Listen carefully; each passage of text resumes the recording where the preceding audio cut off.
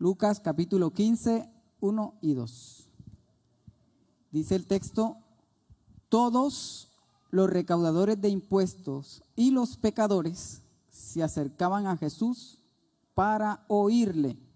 ¿Para qué se acercaban? Y los fariseos y los escribas, ¿qué hacían ellos? Murmuraban, diciendo: este recibe a los pecadores y come con ellos. Palabra del Señor. Padre, gracias por tu palabra.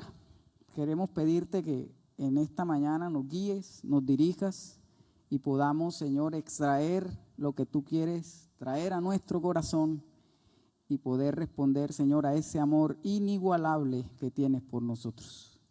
En el nombre de Jesús, amén y amén. Cuando predicaba muchas veces esta parábola, la predicaba con sospecha, con desconfianza, porque estas parábolas de Lucas 15 hablan de un padre que ama. Y yo tuve la ausencia de un papá en casa. Entonces yo como que Dios ahí, que papá de uno, yo no me encajaba ahí, no podía entender bien la parábola en su máxima expresión. Y pues ahorita que ya me volví papá, bueno, papito, porque uno es pequeño, ¿verdad? Entonces ya uno tiene una perspectiva diferente, porque ya uno logra entender por qué papá y mamá reaccionaban de cierta manera. Por ejemplo, que solo compraban ropa en diciembre, el resto del año no compraban. ¿Y por qué solo compraban una mudita de ropa para nosotros? Era que no alcanzaba, ¿no? Entonces ya uno como papá, ya uno entiende que hay que pagar el gas, que hay que pagar la luz, que hay que pagar los servicios, que hay que asumir muchas responsabilidades en favor de los hijos, y que muchas veces el gasto no es poco, ¿no? Entonces se mete uno en el escenario de la familia, donde ya uno hace planes con el dinero y uno dice, bueno, con esta platica voy a comprar esto. Y resulta que viene el hijo: ay, se me rompió la falda, ay, el zapato, ay. Y en fin, muchos de los planes que tenemos con el dinero terminan yéndose ¿a dónde? A los hijos. Entonces ya uno entiende cómo este amor, que es un poquito escandalizante, porque uno renuncia a lo que es uno en favor de que los hijos estén bien, ¿sí o no? Cuando uno quiere que los hijos estén bien, así uno esté con el zapato con un huequito ahí al lado. Entonces uno se reprime sus propios deseos para que sus hijos estén bien. Cuando leo esta parábola, entonces ahora sí logro entender que este asunto de dar es un asunto de dar prácticamente la vida, ¿no? En favor de los otros. Lucas 15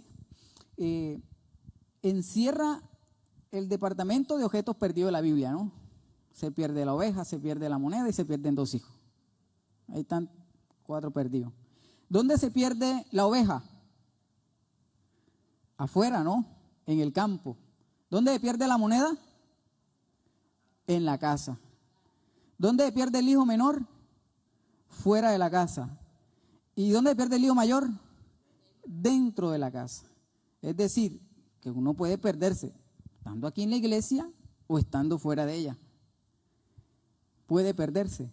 Un hijo se puede perder estando en la casa, bajo la cobertura de la casa, pero también fuera de la casa. Entonces, con esos conceptos en mente, el escenario de estas parábolas son los recaudadores de impuestos, los pecadores, los fariseos y los escribas. En otras palabras, todas estas parábolas, siempre que hay estas parábolas, usted tiene que buscar a quién van dirigidas. En este caso, este es el escenario. El escenario que tiene que hacer con la parábola: identificarse y entonces tomar una decisión con el mensaje que se les quiere transmitir. Vamos a abordar entonces la tercera parábola, que es donde nos vamos a quedar, en Lucas 15, del 11 en adelante. Dice la Biblia que un padre tenía 2 hijos y el menor de ellos le dijo a su padre: Padre, dame la parte de los bienes, de la hacienda que me corresponde. Y dice la Biblia que y les repartió sus bienes. Es decir, a ambos les entregó los bienes. La palabra bien que está utilizada allí en el griego es la palabra bios, que significa vida. El Padre les entregó la vida a sus hijos. ¿Cuántos creen que Dios nos ha dado vida al dar su vida en la cruz? Eso es la parábola. Entonces, dio su vida, entregó la vida en favor de sus hijos. Lo que el hijo menor está haciendo en pedirle al padre, padre, dame la falta, es una falta de respeto y una ofensa grande para un padre de la época del Medio Oriente, de esta época. Precisamente porque todo padre de esa época entendía la ley. Y en Deuteronomio 21, verso 15, es claro que la herencia se le entrega al primogénito una doble porción, ¿sí? Y no al menor. Entonces esto que está haciendo este padre, que es lo primero que vamos a ver, que es un amor inigualable que da su vida. Ese es el primer elemento, da su vida. El hijo menor lo que está haciendo es escandalizante y ningún padre, pues que entendiendo la ley va a hacer esto, va a entregar los bienes. Entonces, usted imagínese a los fariseos, ¿este padre qué? ¿Cómo que le va a dar los bienes? Eso no se puede. En otras palabras, un heredero de esta época solo podía heredar cuando el padre muriera. No podía haber herencia sin que muriera el papá. Los hijos no podían gozar de los bienes. Por eso es que este amor de que da la vida es una ofensa para la época del momento. Así que los fariseos lo están entendiendo. Entonces, genera escándalo en su cabeza. No va con la doctrina que ellos han entendido por años. Y él le entrega los bienes. ¿Y qué hace el hijo?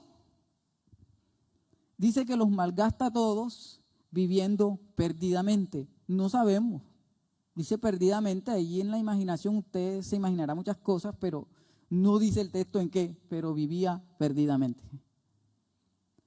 Cuando le faltó todo y estaba por allá, que hubo hambre, estaba comiendo de las algarrobas de los puercos, entonces propuso un plan en su corazón y dijo, bueno, voy a ir donde mi papá, porque allá ahí los jornaleros comen mejor que yo que estoy acá. Y decide volver.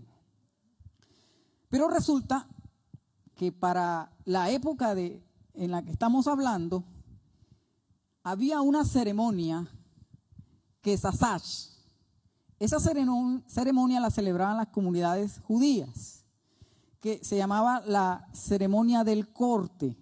Si un hijo tomaba los bienes de su padre y se iba a un lugar de los gentiles y los malgastaba y volvía, la comunidad sacaba un recipiente, lo traía a las afueras y lo rompía delante de él, diciendo, ya tú no tienes lazo con nosotros por ser un hijo rebelde. Y se rompían los lazos de tal manera que el hijo no podía entrar nuevamente a esa comunidad por ponerlos en vergüenza. Y no podía ya tener relación con su padre. Entonces, este asunto de que el hombre vuelve en sí, es entender que si él vuelve, pues está el riesgo de esta ceremonia, ¿no? La ceremonia del corte de la comunidad. Y este amor inigualable de Dios, y aquí en esta parábola uno nota que el muchacho regresa. Deuteronomio, ahí mismo en el capítulo 21, versículo 17, dice que cuando tú tienes un hijo contumaz y rebelde, tomador de trago y que está perdido, dice la escritura allí en ese texto que debían tomar al hijo y lo colocaban al frente y los ancianos lo apedreaban, no, moría a piedra por rebelde. Eso decía la ley en esa época. Entonces, uno no logra entender, y esto es lo escandaloso de este amor, es que el padre se asoma y está en la ventana y ve al hijo así a lo lejos que viene. Y dice la Biblia que sintió compasión por él. Y esa compasión lo que traduce es que le dolieron las entrañas profundamente cuando lo vio, porque creía que su hijo estaba muerto. Y dice que fue movido, se le movieron las entrañas. Eso es como ese sentimiento. Anoche mataron 3 allá en Uribe. Y mi mamá me llamó, hijo, ¿estás en la casa? Ese sustico usted sí lo ha sentido, ¿no? Cuando pasa algo y usted enseguida llama al hijo para ver dónde está. Ese sentimiento de que le dolían las entrañas, entonces lo siente el padre y sale corriendo. Los judíos, después de 25 años, los mayores a 25 no corrían, porque era causa de vergüenza, causaba deshonra. En aquella época los papás no tenían estos jeans, las sudaderas, las pantalonetas. Usaban, ¿era qué? Son mantones largos, ¿no? Unas túnicas. ¿Qué tenían que hacer entonces? Levantarse la falda y se le veían las paticas. Bueno, no miren las mías, pero levantaban sus mantos y salían corriendo mostrando las piernas. Y este hombre sale corriendo y se vuelve un escándalo público en la comunidad. Todo el mundo buscó su cámara para el Instagram, para el y para murmurar, ¿no? Porque eso era ofensivo, era vergonzoso. Pero este hombre, este padre, siente que lo vale. Vale pasar la vergüenza por ir a encontrar a su hijo que está perdido. Y entonces pasa una vergüenza pública y empieza a correr, no importando lo que diga la gente.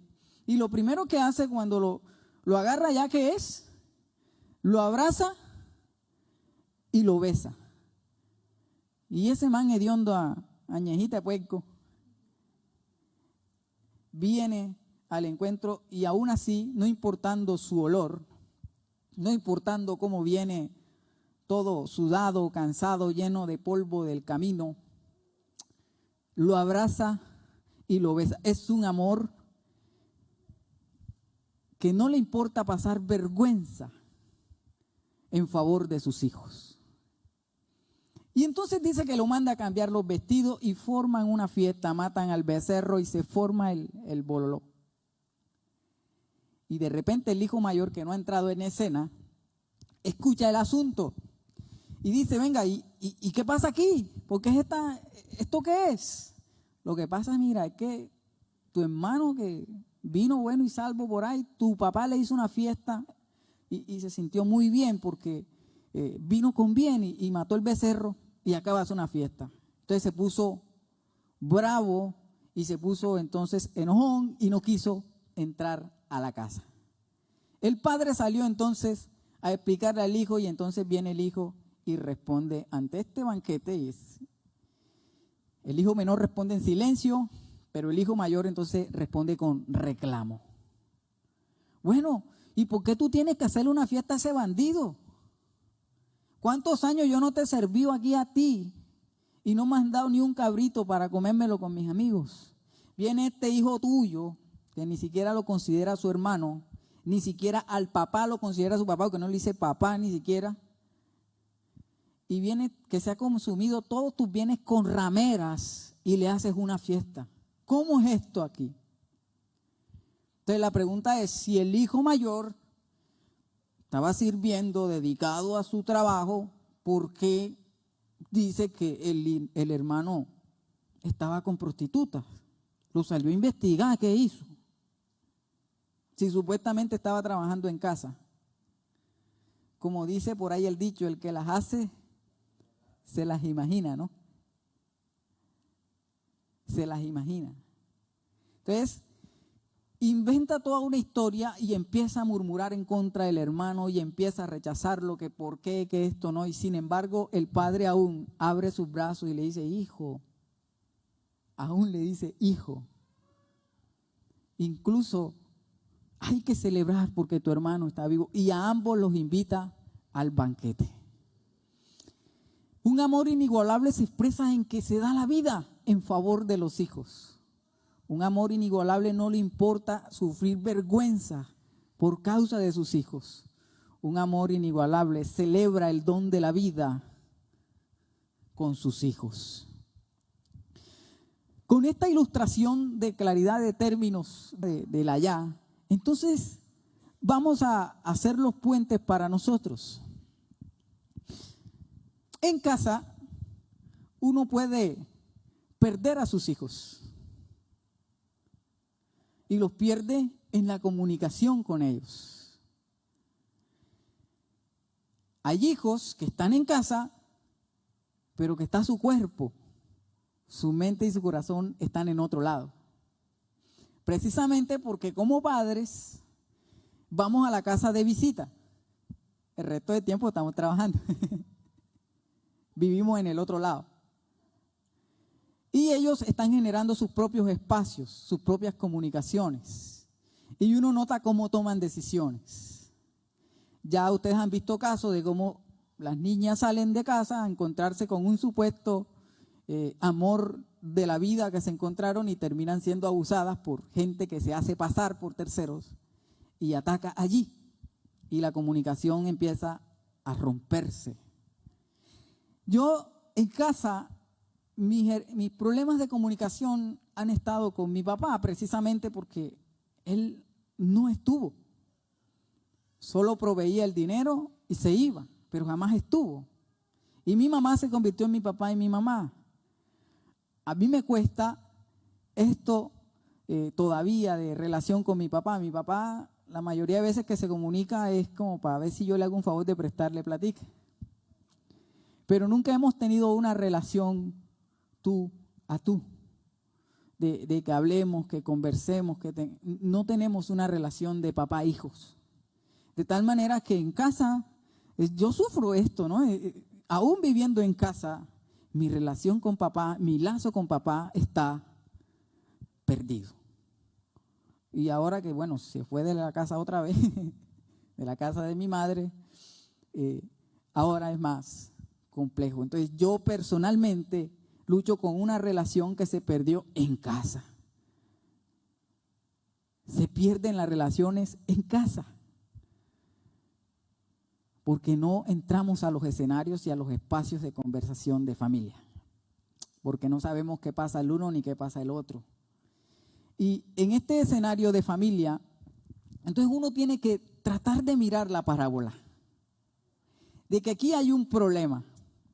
Jesús vino a predicar el evangelio y predicando el evangelio los pecadores venían. ¡Ay, qué bendición! Por fin los publicanos que eran rechazados se sentían amados. Los pecadores que no podían entrar a adorar al templo ahora podían. Y ahora entonces estos fariseos representados en el hijo mayor ahora se sienten con la autoridad de decir: ¿por qué está comiendo con esta gente? Si aquí los únicos salvos somos nosotros, que cumplimos la ley, que no sabemos la Biblia. ¿Por qué estos pecadores tienen que celebrar de que el Mesías ha llegado? ¿Por qué? Y se enojan y empiezan a murmurar. Y cuando uno ve al hijo mayor en la parábola allí murmurando y diciendo: ¿por qué ellos? ¿Por qué él? ¿Por qué los otros? Entonces uno entiende que la parábola está dada para mostrarnos que Dios dio a su Hijo en la cruz, que Él murió, dio su vida para que nosotros tuviéramos vida. ¿Cuántos creen que Dios nos da una vida en abundancia? Nos dio una nueva vida. Pero también ese amor inigualable se expresó en la cruz, en que se volvió un escándalo público, una vergüenza, donde se hizo maldición, donde cargó todo el pecado que nosotros teníamos y lo llevó en la cruz y se hizo vergüenza pública, como el Padre que corría. Pero además de eso sabemos que estaremos en un gran banquete todos aquellos que hemos aceptado el amor del Señor para estar con Él. Eso es el Evangelio. Una comunidad de gente herida, una comunidad de gente que ha pecado. ¿Cuántos de ustedes han pecado? Yo también peco, a mí se me sale de vez en cuando por ahí. Pero lo interesante de esto es que aunque seamos hijos menores que pecan y que se equivocan, somos capaces de volver. Y el Señor está con los brazos abiertos para restaurarnos. Él no nos rechaza, Él nos acepta. Pero también podemos haber hijos mayores, porque a veces tomamos ese papel, en que porque no sabemos los versículos, entonces nos creemos mejores que otros. Y nosotros, la iglesia, no podemos dejar que los conceptos de Dios, las definiciones de Dios, las formas de culto y todo eso que definen la gente que supuestamente conoce a Dios, pero que cuando les toca vivir no lo viven, nos definan, nos reemplacen lo que es una verdadera relación con el Padre. Ninguna forma está por encima de una relación. Dios es el centro de esto y nuestra relación debe estar con Él. De ahí entonces que podemos tener claro lo siguiente. La parábola del hijo pródigo, la parábola de la oveja, la parábola de la moneda, nos muestra los siguientes escenarios. Les pregunto, ¿el pastor que encontró la oveja perdida tuvo algún problema en celebrar porque la encontró? No, ¿verdad? Buscó a sus amigos y celebró porque encontró su oveja. La mujer que encontró la moneda, ¿tuvo algún problema en buscar a sus amigas y celebrar? No, lo hizo sin tener que explicar. En la parábola del hijo pródigo se hizo el banquete y se hizo la celebración. Aquí sí se tuvo que salir a explicar. Porque los hijos mayores todo quieren que sea explicado. Y no pueden entender que Dios con su amor sobrepasa todo entendimiento. Así que yo no estoy en contra de los que estudian, hay que estudiar. Estoy en contra de los que no juegan el partido, pero estando en las gradas, hablan demasiado. Saben más que el técnico. No saben patear balón, pero saben decirle al jugador cómo era que tenía que patearlo. En este asunto de vivir la fe y el amor de Dios, tenemos que encarnarlo, porque eso habla más en la vida que cualquier concepto que tengamos. Así que si usted está en el escenario de los hijos menores, que todavía se equivoca, que todavía le cuesta, que todavía sabe que hay situaciones en las que no, todavía esto como que yo no lo digiero, no lo puedo vivir todavía, bienvenido. Dios le ama y Dios le acepta así como es. Dios no le rechaza. Que usted ya pecó y ya se va para el infierno, como dicen por ahí. Dios tiene los brazos abiertos para restaurarlo. Vuelva. El miedo no es la razón correcta para venir a Cristo. Es el amor de Él por el que tenemos que venir.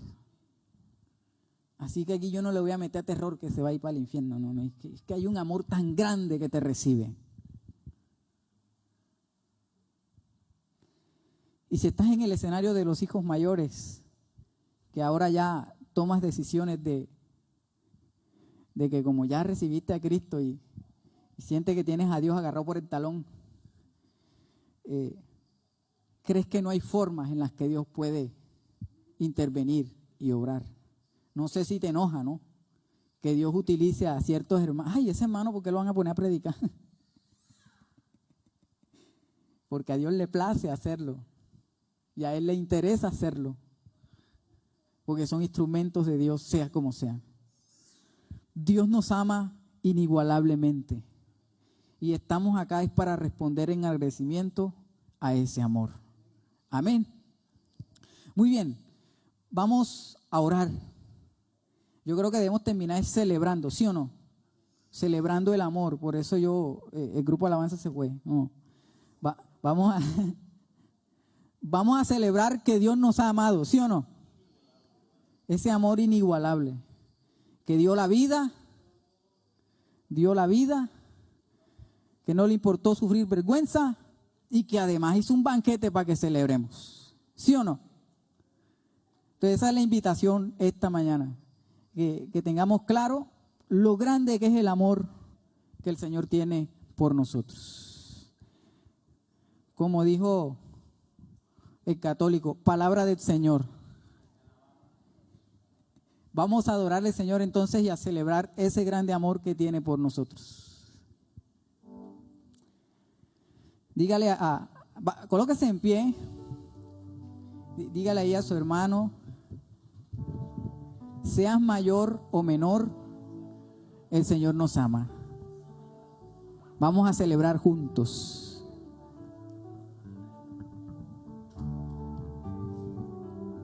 Pueden sentarse un momentico, amada iglesia, y todavía no se me baje el grupo de alabanza.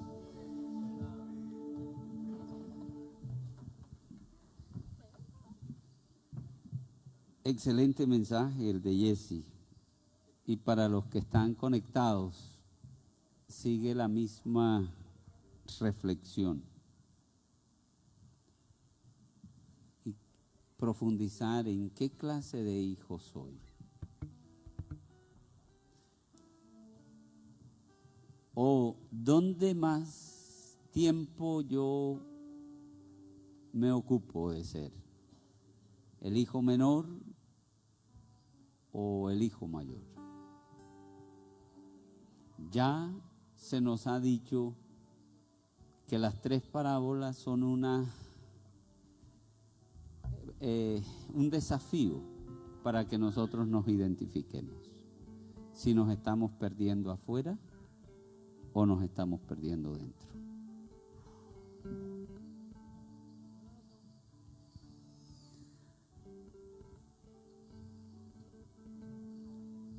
Y agenda para la vida, los que somos padres y somos esposos. Es muy probable que nuestros hijos se estén perdiendo en casa.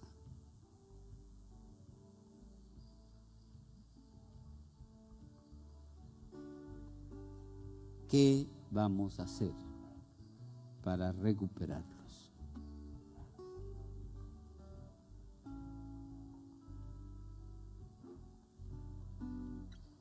Y en cuanto a matrimonios, ¿cuántos matrimonios viven bajo el mismo techo, pero están perdidos en casa?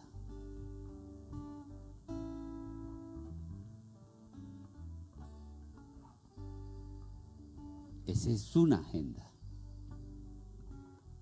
que nos deja la parábola.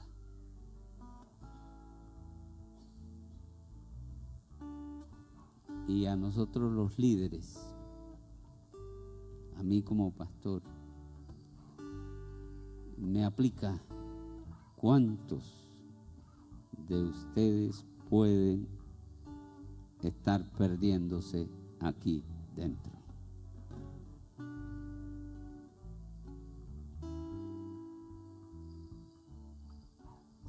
Lo único que nos recupera es volver a los brazos de papá, volver al amor inigualable del Padre. Volvemos a cantar el coro poniéndole más sentido y sentimiento. Y terminado, los hombres se quedan un ratico